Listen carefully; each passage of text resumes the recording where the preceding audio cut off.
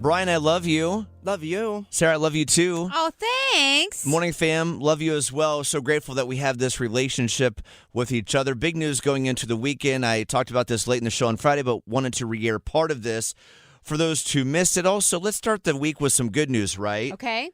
Morning fam, the morning fam is growing in March. Yeah. This is my wife from Friday. So we wanted to tell all of you who are listening are so special to Kyle and our family and have made North Carolina, I'm going to get emotional, have made North Carolina truly a home for us. I want to let you all know that we are growing our family next year, and I am pregnant. Yay! Let's go! Oh my We're God, having I'm a so excited. baby. Yay! And that was the big news going into the weekend, and much love to all of you who took a moment. And I was telling them, Brian and Sarah, this off air a little bit ago, even though I know hearting something or commenting on something takes a second, just know I felt that love and support on Friday. It really meant the world to my wife and I. We've been trying to make this happen for a while, and we understand that for a lot of us, there's infertility things that happen, and then you try to have to overcome, and why is this not happening? Every month you kind of feel defeated, and that's part of what my wife said down the road in the conversation. But to get to this moment is a wonderful feeling, and as my little girl would say, she's having a little baby brother coming up in March. So having a little boy in March, I can't believe it. It's going to be so awesome. He's going to be so cute. And, of course, you're having a boy. Because Brian has an older girl and a younger boy. So now you're going to have an older girl and a younger boy. You guys are the bookends of my life. Funny how it works. And Brian was so pumped when I told you guys about this news in New York a few weeks ago. And what a moment. I'm so glad that we got to have that moment together. Next to the Empire State Building. It was you guys great were moment. So jacked. Oh, yeah, man. And Brian was just, he's like, Kyle, that boy energy hits different. Oh, it does, man. You're not ready. This boy is going to be so opposite of Sophia. And I was thinking about you guys this weekend because we took the two kids to Knoxville, Tennessee and back for my nephew's first birthday. And as I was seeing Edie and Marty kind of interact, I was thinking about what it's going to be like for Sophia and for future unnamed boy to be determined. And you're going to love it, man. Just watching them interact and watching Sophia is going to just evolve into this amazing big sister who is caring for her brother. And then when you're not looking, she'll smack him in the head. And even that's cute because, siblings, right? If you want to, baby, buckle up. It's a journey. If you want to hear all of that conversation with my wife from Friday, find that in our podcast, Mixed Mornings, Kyle, Brian, and Sarah. But there's something that was not in that conversation that I have now. And this is something else I wanted to share. Not another surprise. I'm not going to say I'm having twins. No, it's not that. Oh, my God. But the first time around when we had Sophia, we've done that genetic test where we can kind of, see the health of the baby and also know the sex of the baby, that type of thing. Well, Sarah surprised me, my wife Sarah, the first time around. And I'm like, please let me do that this time around. So this is the morning after I found out that we're having a baby boy, and I surprised her. I went to Party City, got the balloons, got the confetti cannon, and her and Sophia are right next to each other, squatted down, and it's cute. In this video, Sarah's wearing her pink shirt, saying that she's guessing we're going to have a girl. But here's that moment. My wife finding out that we're having a baby boy in March. Here it is.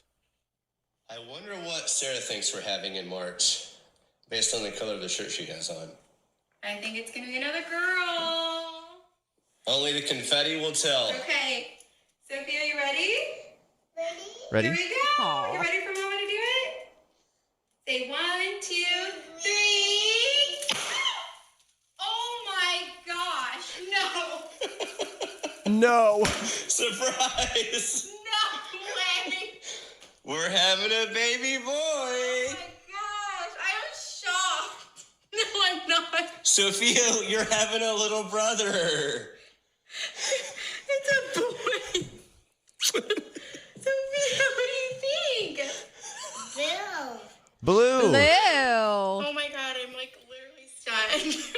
So there I it feel is. that. That's how I felt when I found out I was having a boy because I was convinced I was having a girl. And that feeling, because, you've got this child inside of you. And you're just like, oh, I was wrong. Yeah. I always think it's weird because Kate was all about, she knew what the gender was going to be. She just knew. And I'm like, you can't actually know. No.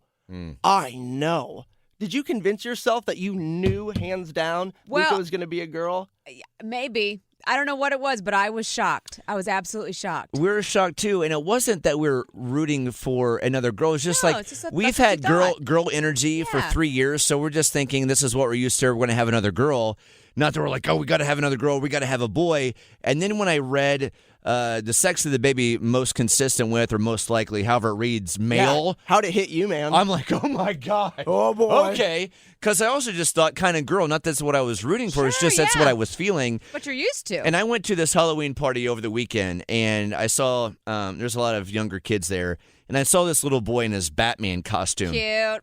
I'm like, this kid is adorable, and I'm thinking, I can't wait to dress my little boy up. Oh, muscle outfit. Yeah, in a little Batman costume. Yeah, it's so fun. Yep. Either way, Morning Fan, big news as we went into the weekend. My family, we're adding another sibling. We're adding a sibling to the family for Sophia, a little baby brother, as she says, cannot wait for the leave. Good morning, Michelle. Good morning. So congratulations, Kyle. Thank you. But what Sarah just said about the girls being easier, we have 2 boys, 9 and 12.